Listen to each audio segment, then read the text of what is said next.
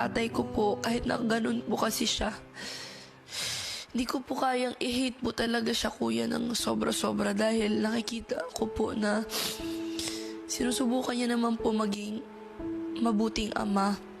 Hindi lang po siya nabibigyan ng mga oportunidad para po makapag-provide po sa siyam na magkakapatid. Proud po siya kasi may trabaho na siya. Yun na naman gusto ko sa kanya, kuya eh. Mahal ko naman po yung daddy ko, kuya eh. Kaya yung pagpapatawad po sa kanya, binibigay ko naman po talaga, lalo na po at may trabaho na siya ngayon. Sana bumawi na lang po siya sa mga nakakabata ko pong kapatid. Ako po, okay na po ako. Parang yung sulat kasi, kuya, para po siyang embrace, para po siyang hug na matagal ko na pong gustong matanggap sa kanila. Sa loob po kasi ng 3 taon, kuya, dito sa Manila, ilang beses po ako nangangailangan ng magulang.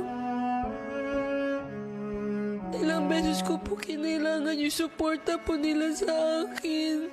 Never po ako nilang tinulungan, kaya lumaki po yung galit ko sa kanila. Iisang pangungumusta hindi po nila ginawa sa akin. Nagchat-chat lang po kung hihingi ng pera. Kaya naiinis po ako sa tatay ko.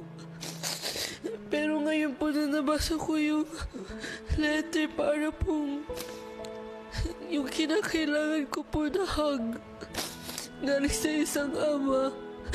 Natanggap ko po siya dahil sa letter po.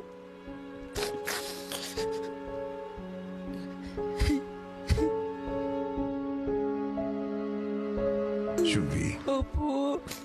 sa wakas, naramdaman mo na rin ito. Alam ko, napakiramdam mo. Nag-isa ka sa mga taon na yun. Pero sana, sa pamamagitan ng sulat na ito, magsimulang maghilom ang mga sugat. Hindi man maibabalik ang mga panahon na yun.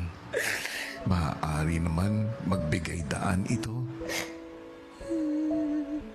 para sa isang may pag-asang bukas.